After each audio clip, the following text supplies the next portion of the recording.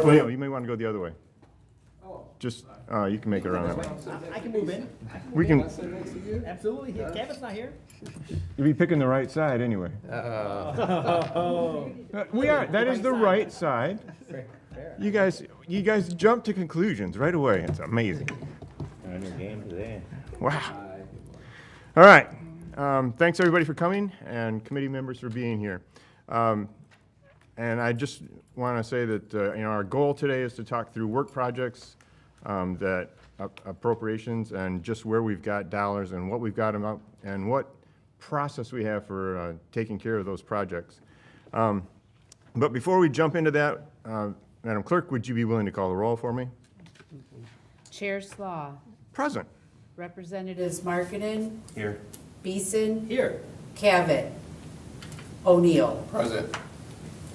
Mr. Chair, 4 members present. You have a quorum. Very good. Thank you. Representative Beeson moves to approve the minutes from our subcommittee meeting held on April 17. There being no objections, those minutes are approved. And we are going to call on our birthday boy, Kyle Kaminsky, to come up and do a little presentation. And so if you join me, happy birthday to you, happy birthday to you, happy birthday, dear Kyle, happy birthday to you. 29 old. I certainly appreciate that from the chairman of the entire committee. I might suggest keeping your day jobs as legislators, though. But no, thank you very much. As I thought about what I wanted to do on my birthday, talking about MDOC work projects was very near the top of the list. So I appreciate the opportunity. Glad to hear that. For the record, Kyle Kaminsky, OS Administrator, Legislative Liaison for the Department of Corrections. Did want to spend just a few minutes today kind of walking the subcommittee through the department's current work projects and also kind of how we utilize those. I think it might be a little unique as compared to certain other agencies because of our operations. So we utilize the work project process consistent with the Management and Budget Act, as all agencies do. So as we approach the end of a fiscal year, we make some strategic decisions as a department in terms of if we're going to seek work project authorization to carry funds forward for specific projects within our budget. We do not do that for all budget lines. We do that strategically on a line-by-line basis, but obviously when we see a need to do that or a value in doing that, we would work with the state budget office to seek those work projects. Our work projects really fall into 2 categories: the facility, physical plant, and infrastructure work projects, and then the non-facility work projects. The facility work projects are the much larger of the 2 from a balance perspective, as well as the lines impacted within our budget, but I will cover both in the presentation. So just as a reminder, when it comes to kind of how the facilities are funded through the appropriations process each year, each facility has its own designated named line within the appropriations bill. That line is used to cover most of the costs associated with that facility. There are some costs that are contained in other lines. For instance, there's a line for food service that covers the food service costs across all facilities. But for the most part, it's the facility line that's going to support the operation. The single largest cost that those lines are obviously going to pay for each year is staffing. So that's going to pay for not only custody staff, but non-custody staff that work on a daily basis at the facilities.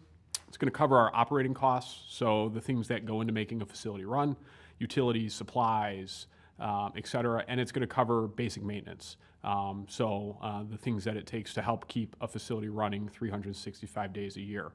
For the most part, we generally do not seek specific appropriations for major facility maintenance projects. There have been a couple exceptions to this. Sometimes through the legislative transfer process, we'll seek approval from the legislature for a specific project.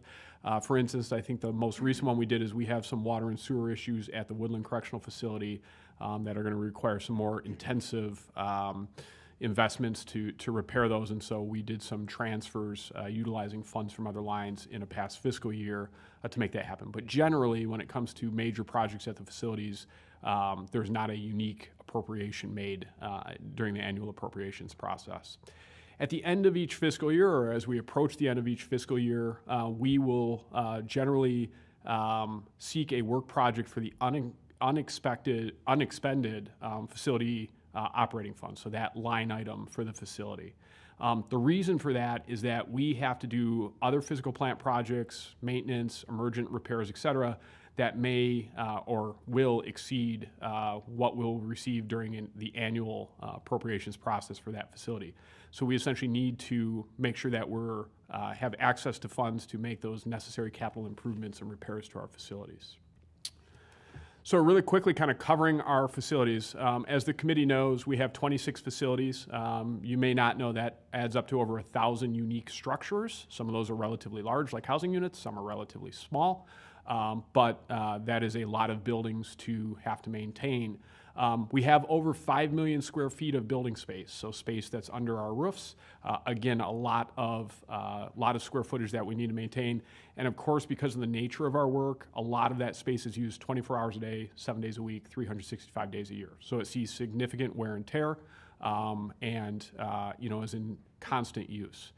Our newest prison, which is the Bellamy Creek Correctional Facility in Ionia, opened for operations in 2001, meaning we're quickly approaching 25 years on our newest site. The oldest operating prison for us, Marquette Branch Prison, has been in service since 1889. So we have a lot of physical plant that is aging and aging every year, and with that, our cost to keep this up and running is pretty significant. The other thing I would note is we went through rapid expansion as a state when it comes to the prison population in the 80s and 90s. During that time, many facilities were built, so a lot of our regional facilities, as we would kind of call them, were built sort of in that timeline, many in the 90s. But as we were doing that build, the state also built what were considered temporary facilities. The state needed immediate prison beds, and so they put temporary facilities into place while the permanent facilities were built. The reality is several of those temporary facilities are still in use 30 years later, which is a testament to our physical plant teams and our maintenance teams and the facility managers at our facilities that they've kept those places running. But the reality is many of those are kind of beyond their original life expectancy. So again, some challenges that come along with our operations and our physical plant operations that are kind of unique to the corrections setting.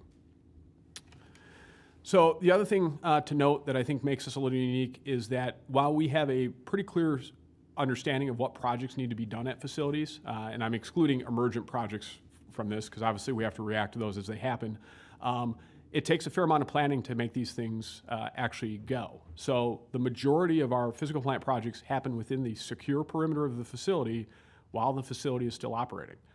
And so that adds some additional challenges. We have to plan out these projects. We can't just do everything all at once. We have to sequence our projects. We also have to have security protocols. We have to have staff available to provide appropriate escorts and supervision of these outside contractors, et cetera. Because of that, most of our larger projects take more than a year to plan, bid, and complete. And that's going to be significant from the work project perspective because even if we know we wanted to replace doors at a facility today, it's not as if we can have that project happening next month. We have to go through not only the state procurement process to get those services, but we also have to go through our own internal processes to make sure that we can actually support that work happening while the facility is still operating. So what we do is we ask each prison on an annual basis to come up with a list of their known capital improvements that they need to make for the following 5 years. And while I say improvements, oftentimes this is actually more so replacing existing capital that has reached the end of its life cycle. Examples: roofs, windows, doors, brickwork, flat work with cement, walkways, et cetera. Security systems, so personal protection devices, which are the devices that our staff carry that they can hit to alert so that they can get a staff response. Newer technologies that have to be laid into our facilities, et cetera. So the facilities are each maintaining a list of their projects that they think they can foresee completing in the following 5 years if funding is available. Right now, if you compile that list for the most recent report for the 26 facilities, it is $280 million of known capital improvements that need to be made to keep our facilities running as they should run. In addition, there's another 40+ million that are projects that need to happen, but they impact more than one facility. So in Jackson in particular, that complex, several of the facilities in that complex are aging quite a bit. They're right around the 100-year mark, and because of that, there's some work that needs to be done to support multiple facilities in Jackson. So when you take that into account, we're somewhere north of $320 million a year of essentially known improvements or projects that we'd like to complete in the next 5 years. That does not include emergent projects. And increasingly, as our physical plant ages, we are seeing more and more emergent projects. This winter, we dealt with HVAC issues at several facilities in terms of being able to keep up with particularly cold weather. As I mentioned, at Woodland, as well as some other facilities, we've had some ongoing issues with water and sewer. So we're seeing some of those like real core infrastructure elements of the facilities kind of age out of practical use. Again, our teams at the facilities do a great job trying to keep stuff working and moving forward, but you do reach a point at which, using Woodland as an example, we have a hole in a water main, we fix it, and then within a day or two, we have a hole 3 feet down from that original hole that we then have to fix. And so we need to do some more intensive repairs at some of the facilities. Obviously, when it comes to emergent things like this, we have to act on that quickly as a department. We do not have a choice because oftentimes these impact the environment that people are living in. So, a water main breaks at a facility, we have to go to bottled water. So you imagine providing bottled water to 1,000 or 1,200 people every day.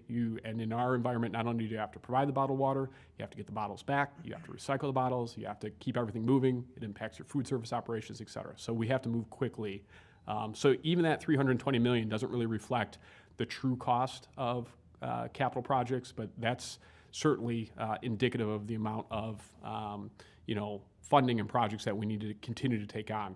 The other thing I would say is I think the department has done a really good job the last 7-8 years in really getting back on top of our physical plant. While we have a lot of needs still, the reality is, and this is not surprising, as the state in the past faced some tighter economic situations back, 2008, 2009, through that period, the reality is there was deferred maintenance happening at many of our facilities. The funds simply weren't there to keep up with some of this stuff, and so because of that, we're still kind of digging out of some of the impact of that deferred maintenance that happened, more than a decade ago.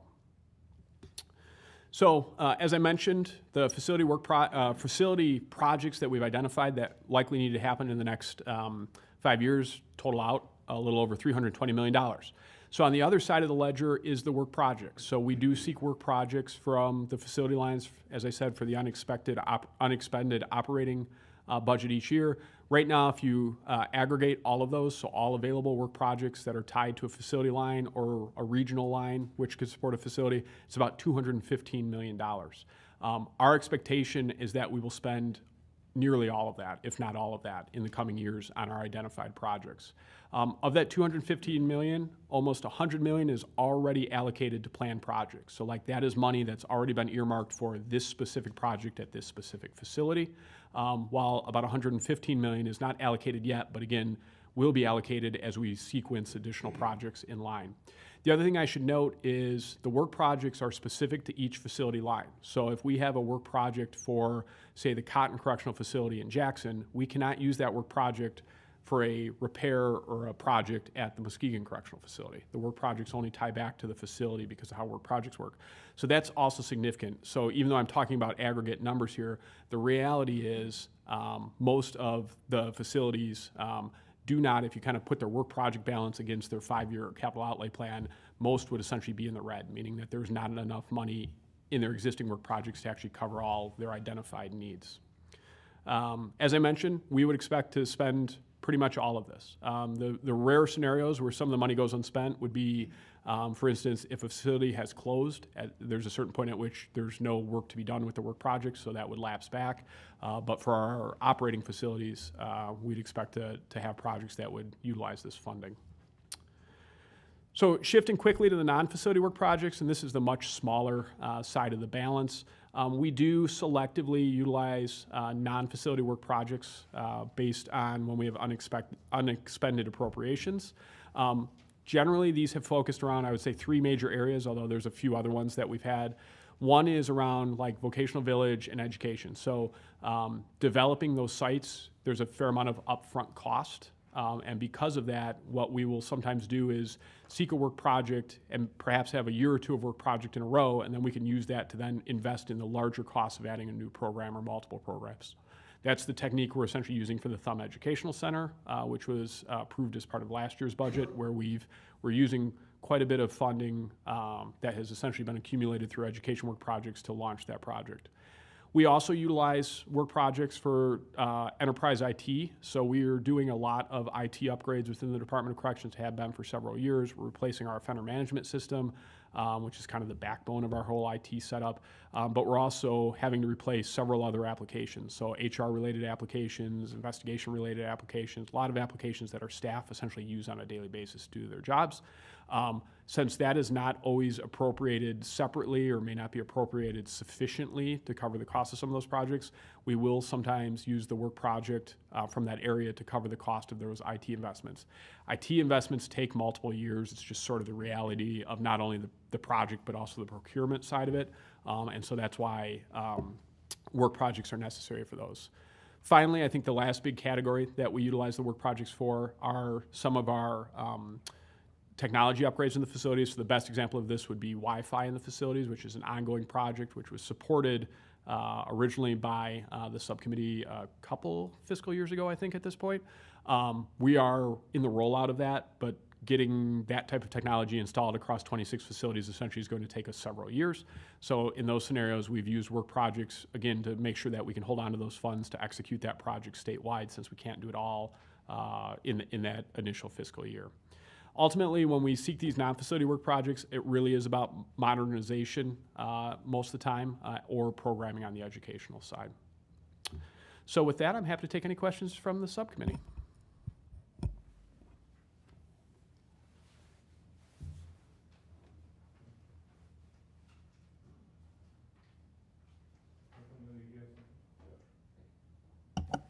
Thank you, Mr. Chair. Thank you, Kyle, for this presentation and overview of potential expenditures and the need. I had a question relative to, I can't remember how we did this last time in terms of allocating funds for the new body scanners. You know, we were talking about contraband and all that. Which category under the work project, does the facility project side, or can we utilize funds, or the non-facility project side? Can we utilize funds from those to try to expand our footprint with the body scans? So I think when it comes to technology like that, we would generally use the non-facility work projects if we have them, or if we have access to current fiscal year appropriations, like if like there's a contraband prevention fund, which was very helpfully added to our budget a couple of years ago, and so I think that would fit with that. It is possible that a facility could use this work project to purchase that type of technology, but generally we're going to have them direct their work projects towards like larger construction maintenance type projects, just because of the need there. But we would have some options, you know, within our budget on how to purchase those. Yeah. So, number-wise, how short are we in terms of all the facilities having access to that capacity? All of the facilities now have a body scanner. Most are in their kind of front administration building, so that they can be used in that setting. You know, we have not added them elsewhere in the facility. They're quite large and quite expensive, and operationally, we kind of put them in the place that made the most sense. We've also just this week started to use at 2 facilities package scanners. So these are sort of similar to the TSA experience at the airport, for folks who are entering the facility to have items, jackets, et cetera, scanned. Those will eventually go into all facilities as well. Those have actually been purchased for the most part for all the facilities. We're just piloting the actual use at a couple facilities to work out the bugs operationally of keeping things moving, and then those will be in place as well. Okay. All right. Thank you, Mr. Chair. You're welcome.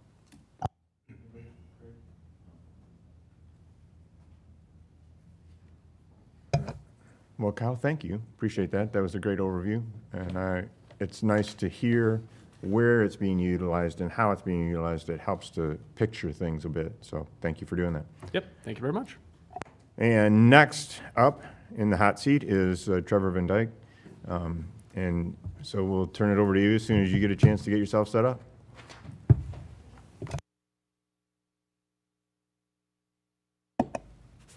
Thank you, Mr. Chairman, members of the committee, for the opportunity to be before you today.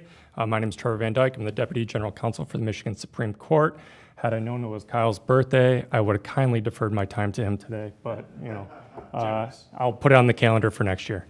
So with that, I should also mention that I have our budget officer, Casey Harold, here today too. So he can throw anything at me if I mess up and correct me. So With that, I did provide, and you should have before you, a list of the current work projects. And the list provides the data that the fund was appropriated, when that project end date is, the name of that project, the appropriations that was made tied to that project, as well as the percentage of spent and obligated funds tied to each of those projects and a remaining balance. Today, I hope to go through that list, provide a little bit of a summary of each project and timeframing where we're at with those projects, and answer any questions the committee may have. So with that, we'll get started. The first on the list is the judicial workload assessment. So this originally was appropriated the $225,000 to conduct a workload assessment for judges that was funded in fiscal year 2023 budget. This is a constitutional responsibility of the Supreme Court to provide the number of judges, shall be changed or created or altered at the recommendation of the judicial activity. So a clear measure of court workload is central to determining how many judicial officers are needed to resolve all case files in the circuits, probate, district, and municipal courts.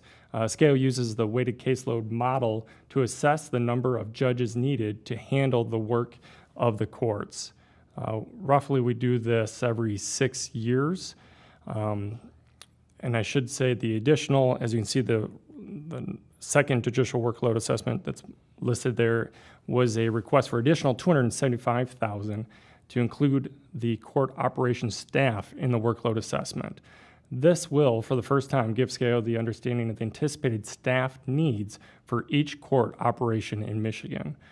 For example, we now roughly know that nearly 8,000 people work at the trial courts. This number includes not just court employees, but staff that do court work, such as the county clerk staff doing circuit court work. So SCAO expects the work to be completed and a judicial resource report to be finalized by the end of this year. Next on the list is the Judicial Institute. And this is the Court Administration Bench Book. SCAO maintains a collection of resources through the Michigan Judicial Institute. SCAO and the Institute identified a need for a comprehensive court administrative bench book on topics of concerns to chief judges and court administrators on statewide issues such as case management, collections, record retention, and ADA protocols, for example. This is anticipated to be a 3-year work project. SCAO expects this work to be completed on time. Next on the list is the statewide judicial case management system. We recognize that this is a significant investment the state has made on this important project.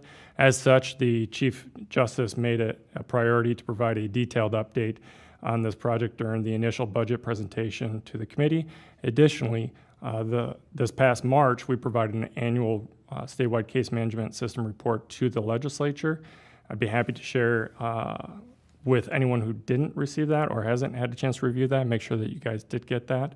But I'm going to provide just a Cliff Note summary here, just to refresh everyone's memory. I know this is on everyone's front of their mind. So Michigan's trial courts previously used 20 different case management systems and 150 different computer systems. A unified case management system enables courts to discontinue the use of staff to prepare state-mandated reports. More significantly, a unified system will enable broader use of online court services and resource staff, eliminating the cost to provide those services and reduce demand on staff. All of this will result in reduced costs to local government while improving access to court data and service to the public. Currently, there's 54 of 319 trial court locations remain to make the conversion to the statewide case management system. Regarding those courts, SCAO is currently at some stage of onboarding 18 of those courts. SCAO has engaged in discussions with 8 other courts and has already received commitments from 7 courts to make the conversion to the statewide case management system. SCAO anticipates more clarity on timeline to completion by this time next year. Next on the list is the Michigan Statewide Court Data Transparency Project. This was appropriated in fiscal year 2024. The purpose of this project is to collect and analyze court data, publish court data in a publicly accessible national data portal, and engage in the public on how to understand the use of court data. The result will assist legislative and judicial leaders in the development of data-driven criminal justice policies and goals. The tentative completion date is September 30th, 2028.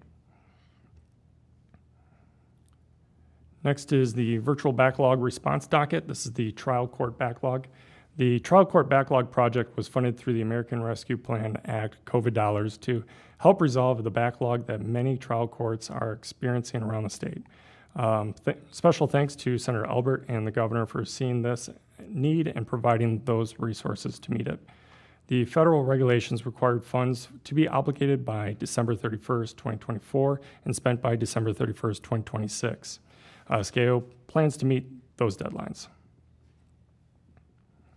The Juvenile Justice Data Management Project, this was a federal grant, and Michigan Judiciary has identified substantial gaps in the collection and sharing of juvenile justice data.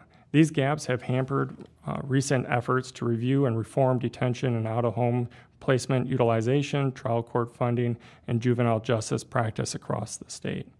SCAO put out an RFP for this work. We just concluded negotiations with the chosen vendor and have begun rollout and implementation efforts. The work project is anticipated to be completed by June 30th, 2026. Pretrial risk assessment. SCAO executed a contract with the Crime and Justice Institute on September 12, 2024. Under the contract, the Institute is required to complete a quantitative and qualitative review of statewide court data and recommend changes based on findings to the best practices. As of February 2025, the Institute has completed work in developing a data sharing agreement and conducting background research. This research included reviewing existing pretrial programs, statutes, court rules, and data measures currently tracked and reported across the state. The work project ends September 30th, 2025. We expect this project to be completed by then. Next on the list is the Justice for All Self-Help Centers. SCAO received funding for the advancement of legal self-help services in Michigan. These funds successfully launched an expansion of self-help services that continue to grow today. All these funds have been awarded to the grantees.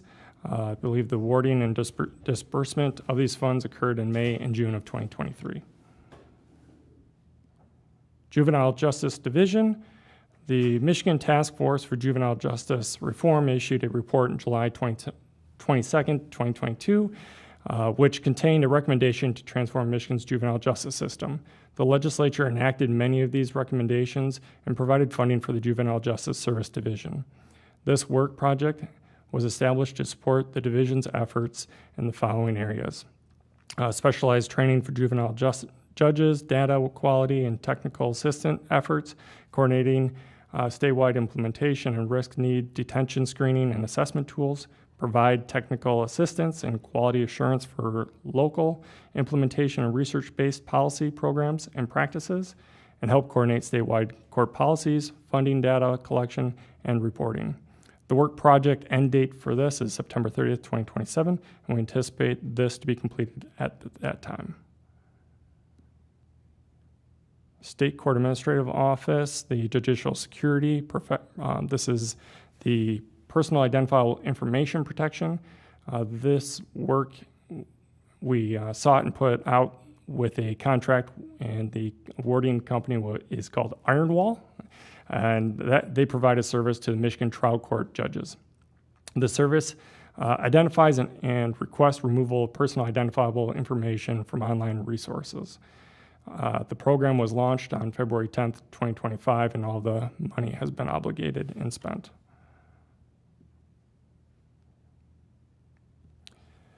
Any questions the committee may have regarding the remaining 5 projects for the Judicial Tenure Commission, the State Appellate Defender Office, and the Court Appeals would be best addressed by those entities. I'm happy to direct any questions and appropriate individuals should the committee have any questions on these work projects, but I'll go quickly through these. So the Judicial Tenure Commission, They have a work project, and that funding is ending September 30th, 2027. The commission anticipates having that, being able to meet that deadline. Also, the state appellate defender office, they've received a couple of funds. One of them has already been 100% spent and obligated. The other one, the max roster attorney compensation grant. This work project end date is September 30th, 2028, and the State Appellate Defender Office anticipates meeting that deadline. The last one is the Court of Appeals, and here today is Russ Rudd, the Financial Director for the Michigan Court of Appeals.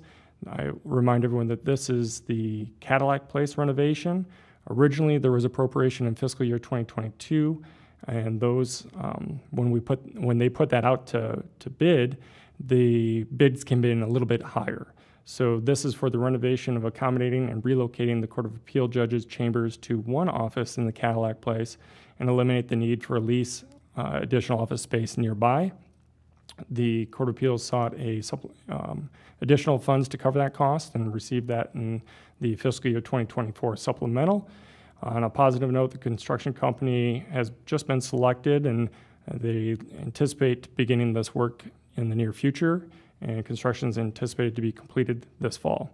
I believe not to steal Russ's talking points, but I think that the selling point of this is that the savings that the state will see with the reduction of the lease will cover the cost of this investment in very short term. So that is kind of my report, and I'm happy to answer any questions the committee may have.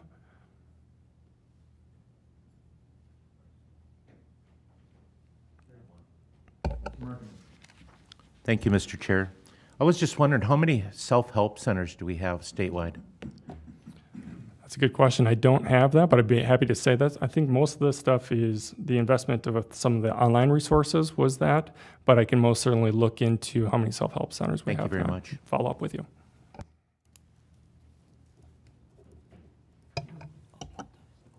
Mr. O'Neill.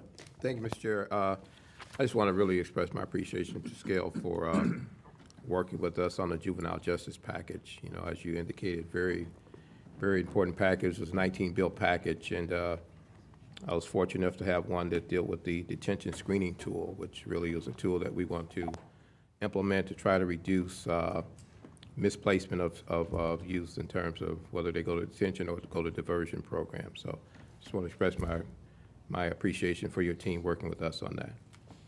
Thank you. Thank you, Mr. Chair.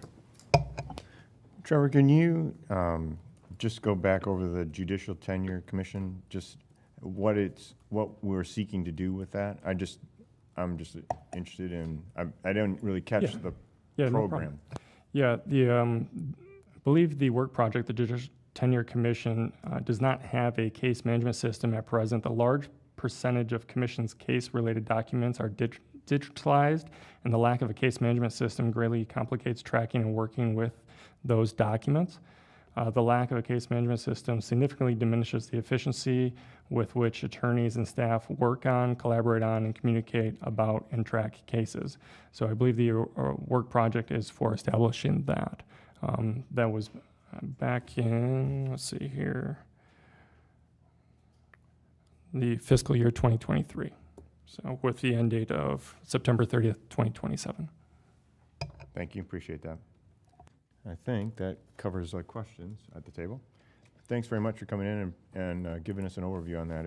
It's helpful to have an understanding of where those dollars are and where they're coming from and where are they going. So that's good.